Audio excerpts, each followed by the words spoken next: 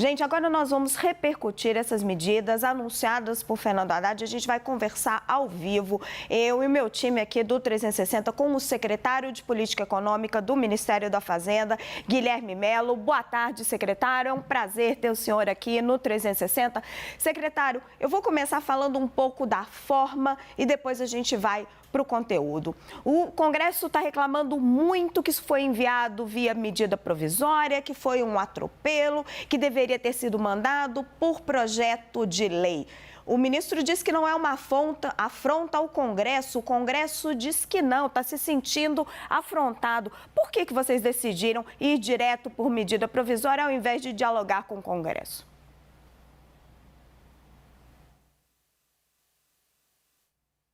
Eu não escuto. Primeiro, boa tarde.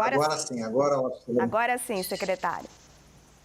Primeiro, boa tarde, Raquel. Boa tarde aos espectadores.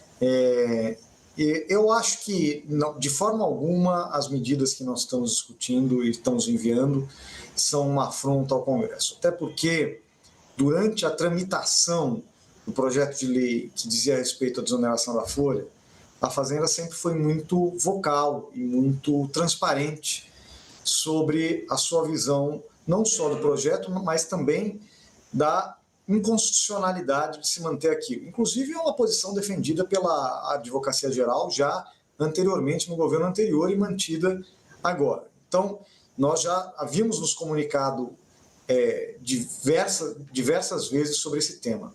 Em segundo lugar, você sabe muito bem, Raquel, nós temos uma agenda, principalmente nesse final de ano, uma agenda bastante intensa, né, de medidas que foram tomadas e que foram sendo votadas e aprovadas nas últimas semanas do ano, né, incluindo aí a reforma tributária, o PL do mercado de carbono, as BETs, a MP 1185, que obviamente envolveram muito cuidado e muita atenção por parte da Fazenda. E o ministro Fernando Haddad, ele disse diversas vezes que ele ia sugerir uma alternativa à lei que nós consideramos inconstitucional, a Advocacia Geral considera inconstitucional, a PGFN considera inconstitucional, e nós íamos não simplesmente arguir a inconstitucionalidade ou judicializar, nós queremos construir uma saída, certo? Essa MP é uma proposta de construção de saída, porque ela, em primeiro lugar, ela mantém benefícios para vários dos setores envolvidos na lei anterior, só que mudando a sistemática, ao invés de ser um benefício, na verdade, um pagamento sobre o faturamento, vira um pagamento sobre folha mesmo, ou seja, superando a inconstitucionalidade, e, além do mais, ela se alinha com o que nós gostaríamos de discutir na reforma da renda e da folha, que nós faremos a proposta no início de 2024. Então, eu acho que ela tem várias qualidades, porque ela é um desenho mais bem elaborado, mais bem consolidado, ela tende a ter um efeito, nós acreditamos, até melhor para o mercado de trabalho, até porque ela pressupõe a garantia, a manutenção dos vínculos de emprego, e ela também aponta para o futuro, que é a reforma da renda e da folha que nós gostaríamos de fazer. Então, e tudo isso, obviamente, vai ser discutido com o Congresso, a MP, assim como um projeto de lei vai ter um relator, vai ser discutido com o Congresso, mas nós oferecemos e cumprimos aquilo que nós havíamos prometido desde o início. Arguímos a inconstitucionalidade, mandamos uma alternativa e vamos dialogar a respeito dessa alternativa e da construção futura na reforma da renda e da folha. Por isso que o senhor diz, então, que é uma construção de uma saída. Secretário, Daniel Rittner tem uma pergunta para o senhor. Oi, secretário, boa tarde, obrigado pela entrevista. Secretário, eu vou remeter ao que aconteceu em 2021, quando então o ministro da Economia, Paulo Guedes, olhou para o cenário ali que se avizinhava e disse que tinha um meteoro chegando para a economia brasileira, que era uma despesa muito volumosa, muito alta em precatórios. Aí o governo Bolsonaro, então, enviou a PEC dos precatórios, escalonando esses pagamentos, estabelecendo um limite anual e jogando essa dívida mais para frente numa bola de neve que ia se acumulando, chegou agora a 90 bilhões de reais que o governo Lula finalmente conseguiu a autorização do Supremo Tribunal Federal para quitar de uma vez o que está fazendo agora neste mês de dezembro. Eu lhe pergunto, as compensações judiciais, as dívidas tributárias que o governo está estabelecendo um limite para pagamento em 2024, não são uma espécie, então, de Meteoro 2? Não se recorre ao mesmo artifício usado por Paulo Guedes em 2021? Daniel, é uma excelente pergunta. Eu queria aproveitar para esclarecer esse tema. Bom, primeiro que o benefício tributário que as empresas muitas vezes usam para abater o pagamento dos seus impostos não é da mesma natureza que um precatório, que é uma decisão judicial, certo? Ela é um benefício e, como todo benefício, o usufruto desse benefício pode ser regulamentado, ou era no passado. No passado, o ministro Haddad bem lembrou, você só podia usar um benefício que você ganhou em um tributo específico, digamos assim, o PIS/COFINS, você só podia usar para abater despesas, né, pagamento de tributos de PIS/COFINS. Isso mudou em 95, mas havia essa regulamentação anterior.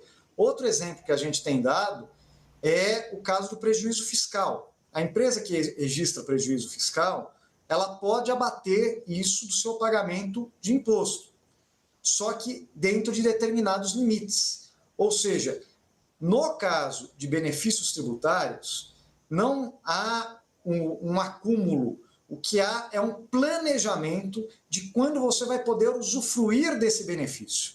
Porque isso é bom para a empresa, porque ela pode se planejar para, olha, eu vou usar tanto esse ano, tanto ano que vem, mas também é bom para o fisco, em particular.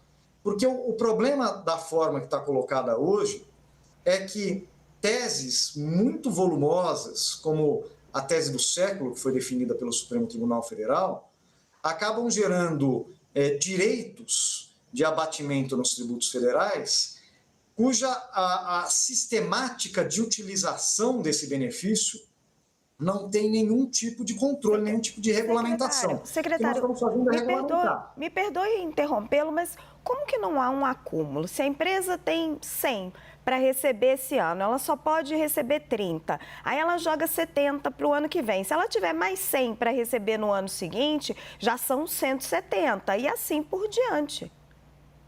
Exato, mas não há uma tese do século por ano. Isso é importante ressaltar.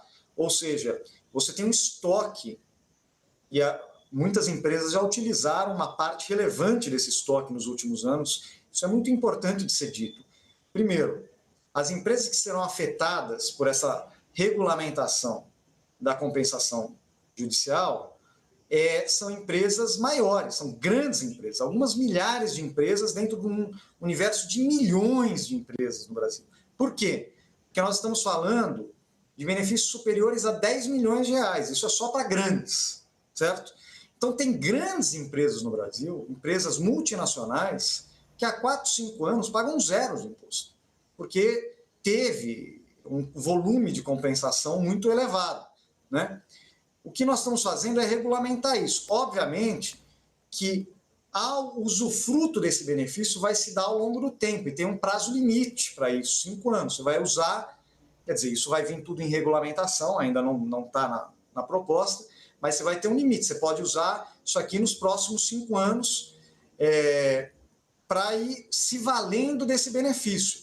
Novos benefícios podem ser utilizados com esse mesmo cronograma de vencimento. Não é algo que fica para um dia. Você tem um cronograma de pagamento disso com um limite temporal.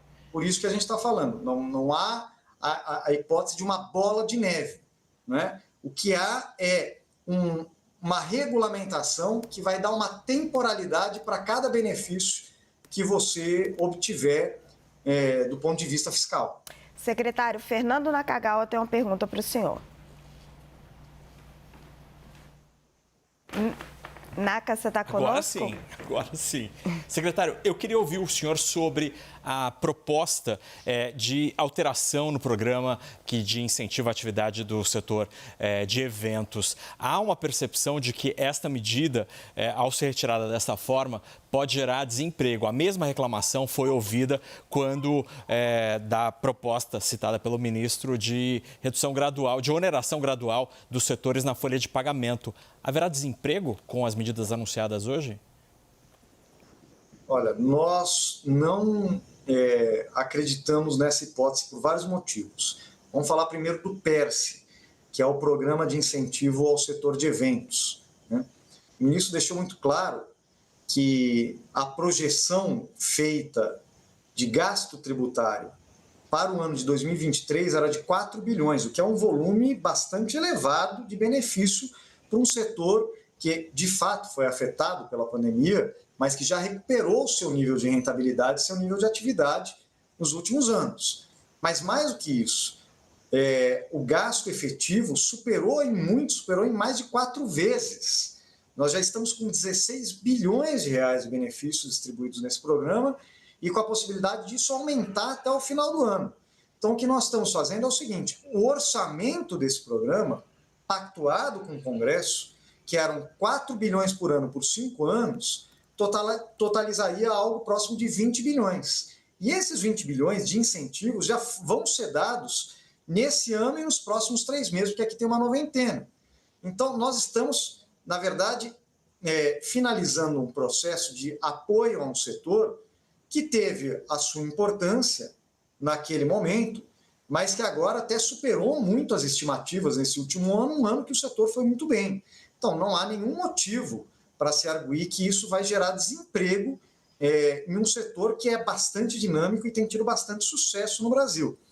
Quanto à desoneração da folha, nós fizemos uma ampla revisão de literatura, descobrimos que, na realidade, o modelo que estava vigorando no Brasil de desoneração da folha, não havia evidências de que ele realmente gerasse emprego. Até se você pegar o acumulado de vínculos dos setores desonerados, você vai perceber que tem havido uma queda, né, em muitos desses setores.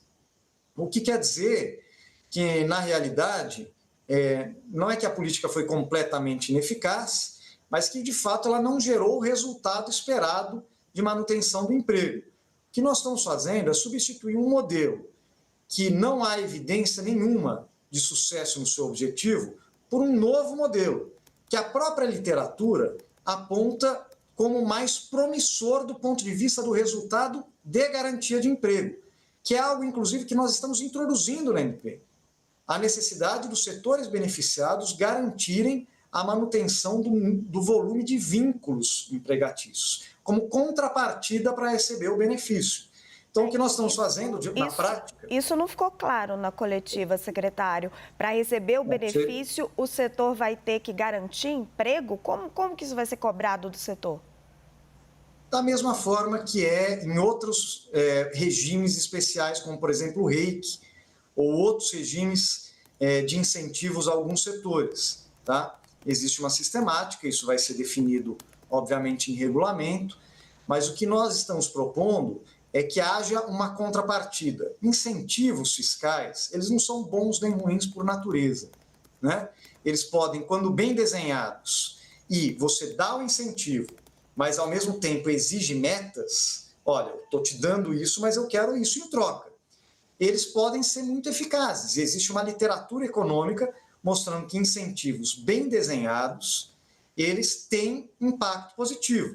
O problema é quando o incentivo ele não é bem desenhado e ele não traz nenhuma contrapartida com ele. Em geral, nesses casos, ele não alcança os objetivos esperados, como foi o que aconteceu com o antigo programa de desoneração da folha, gera um custo muito elevado para a sociedade, né? E não dá um retorno social, porque você não tem uma meta específica. Então, o que nós estamos fazendo, na verdade, é alinhar o programa de desoneração da folha de pagamentos para retomar a legalidade, constitucionalidade dele, mas também para que ele cumpra exatamente o que é esperado dele, que é a manutenção dos vínculos de emprego para os setores que vão ser beneficiados por desoneração. Mas, secretário, que isso não está claro para a gente. O que vai estar exatamente na MP? Cada setor vai ter uma meta de emprego? Como é que isso vai funcionar? Não. Os setores, nós fizemos uma seleção dos setores e separamos eles em grupos. Ou seja, o critério que nós usamos para selecionar os setores e agrupar os setores é o critério olhando para os setores que já são beneficiados atualmente. Então, quais são os setores que realmente se valeram e se beneficiaram dessa política, né? Para você não ter uma ruptura. Então, aqueles que mais tiveram acesso, mais optaram pela política de desoneração, porque lembrem-se que no modelo anterior era opcional, você tinha a opção de se manter na tributação sobre folha ou ir para o faturamento, aqueles que optaram mais, que têm uma massa salarial maior, que têm mais benefícios sobre a massa, esses estão mantidos e nós separamos em grupos. Tem um grupo que é o que mais utilizou, que mais se valeu e que vai ter 10% no primeiro salário, tá? Isso vale para todos os salários, ou seja, para todos os salários, o primeiro salário mínimo vai ter uma alíquota de 10% de contribuição patronal, e no segundo grupo, que é um grupo que se beneficiou, mas nem tanto, para 15%, certo? Então, o que nós pretendemos fazer? É que as empresas desses diferentes setores assumam um compromisso de que, ao receber o benefício, ao final de cada período, elas garantam que o volume médio de vínculo seja mantido, tá? Que é uma coisa muito similar, como eu disse, ao que já é exigido em outros programas de incentivo, né? Não é criar empregos, é o seguinte, se eu estou te dando um benefício para formalizar e gerar novos empregos, né, o mínimo que eu tenho que exigir é que as empresas, no mínimo, mantenham o nível de empregos, porque se eu der o benefício para você gerar novos empregos e você ainda demitir gente, bom, então esse benefício não está cumprindo o seu objetivo. É só uma forma de garantir que o objetivo do benefício seja alcançado. Temos tempo para mais uma pergunta, Luara? Pergunta a minha editora-chefe. Thaís Arbex, então, tem uma pergunta para o senhor, secretário. Temos a Thaís? Thaís, chegou. Olá, boa tarde. Obrigada, Raquel. Boa tarde, secretário. Secretário, a reação do Congresso agora tem sido muito ruim. Raquel abriu a entrevista falando sobre isso, sobre como o Congresso tem recebido, principalmente senadores. Alguns deles começam a falar, inclusive, da possibilidade de o presidente do Senado devolver essa medida provisória. A minha pergunta é a seguinte: o Ministério da Fazenda conversou com o Congresso? A informação que a gente tem é que o ministro da Fazenda teve uma conversa prévia com o Rodrigo Pacheco. O senhor participou dessa conversa? Como foi e se, de fato, aconteceu uma articulação com o Congresso? Thaís, o ministro, obviamente, conversa cotidianamente, não só com os presidentes das casas, com os líderes, com empresários, né?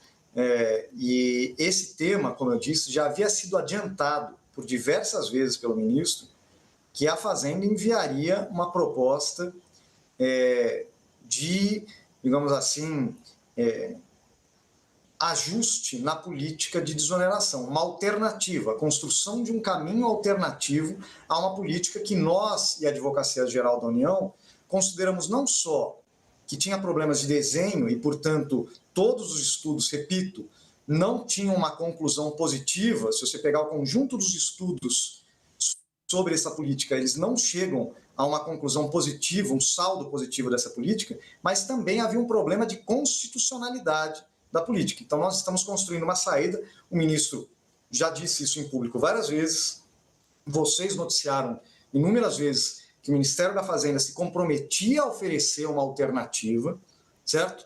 Isso foi falado com, obviamente, os líderes e o presidente da Casa, que é o Ministério da Fazenda, e agora nós estamos enviando essa alternativa para discutirmos com o Congresso, inclusive, né? É uma MP, mas a MP vai ser votada pelo Congresso e vai ser discutida. Então, nós não estamos de forma alguma desrespeitando o Congresso, nós estamos apenas cumprindo aquilo que foi prometido diversas vezes aqui pelo Ministério da Fazenda, enviar ao Congresso uma alternativa que melhore o desenho da política e que supere o vício de constitucionalidade que a política anterior tinha. Secretário, Daniel Rittner tem uma perguntinha bem curtinha antes da gente liberar o senhor. Peço licença, Dani. E logo que vocês anunciaram as medidas hoje cedo, eu liguei para o presidente da Comissão de Assuntos Econômicos do Senado, o senador Vanderlan Cardoso, e ele me devolveu uma pergunta. Disse ele o seguinte: ora, mas o que vai valer no dia 1º de janeiro? A lei recém-promulgada, com os vetos do presidente Lula que nós acabamos de derrubar, ou a medida provisória anunciada pelo governo? Eu transmito essa pergunta para o senhor. O que vai estar valendo já na semana que vem? Veja, a medida provisória, obviamente, ela tem a característica de ter efeito imediato, mas, por exemplo, vamos dar um exemplo aqui. O PERSE, que nós estamos alterando o programa e diminuindo o seu escopo, dado que ele já consumiu todo o seu orçamento previsto para 5 anos no primeiro ano, né? Ele vai ter uma reoneração gradual, porque você tem também a questão da noventena, que precisa ser exoneração da folha, desculpe. Então, mas o que eu estou dando esse exemplo aqui do PS, exatamente por isso. Apesar da MP ter valência imediata, ela valer imediatamente, tem questões jurídicas a serem consideradas sobre a validade, o início da validade de cada um. O PERSE, nós temos muita clareza aqui sobre a necessidade dessa noventena. Eu acho que agora que nós apresentamos a proposta e vamos enviar o texto, assim que o presidente assinar a medida provisória, vamos enviar o texto ao Congresso, nós vamos iniciar também uma rodada de debate, um debate saudável, tanto sobre o mérito quanto sobre a constitucionalidade e a forma, certo? Da medida anterior. Eu tenho convicção, e nós aqui na SPE fizemos o parecer de mérito, os estudos de caso, que o novo desenho ele é muito mais meritório e bem finalizado e bem focado do que o desenho anterior da medida.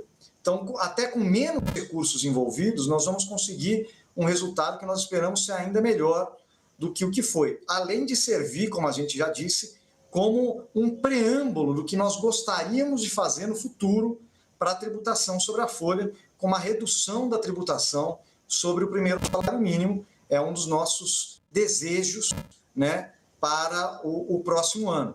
Então, eu acredito que nós vamos iniciar um período de debate democrático, como nós fizemos com todas as medidas. Vocês se lembram a MP 1185, quando nós enviamos, também houve muita resistência, também houve muita incompreensão, certo? Mas com diálogo, apresentando a importância da medida, quem são os beneficiários, como isso ia ficar para o futuro, nós conseguimos construir um caminho para viabilizar uma regulamentação daquele tema. Da mesma forma, eu acredito que vai acontecer com a reforma tributária. É natural que haja uma resistência inicial, mas, repito, a Fazenda está fazendo apenas aquilo que ela prometeu. Ela prometeu enviar uma alternativa à política que ela considera inconstitucional. Ela está enviando essa alternativa ainda em 2023, com fonte de compensação, com um desenho que eu acredito ser superior ao anterior, e agora nós vamos para o debate democrático no Congresso para finalizar a aprovação desse novo regime. Nós conversamos com o secretário de Política Econômica do Ministério da Fazenda, Guilherme Mello. Secretário, eu agradeço muito a sua disposição de ter esse papo aqui, tirar todas as dúvidas conosco aqui no CNN 360. Muito obrigada, secretário. Obrigado, Raquel. Boa tarde, bom ano para você e todos os ouvintes. Para o senhor também. Muito obrigada.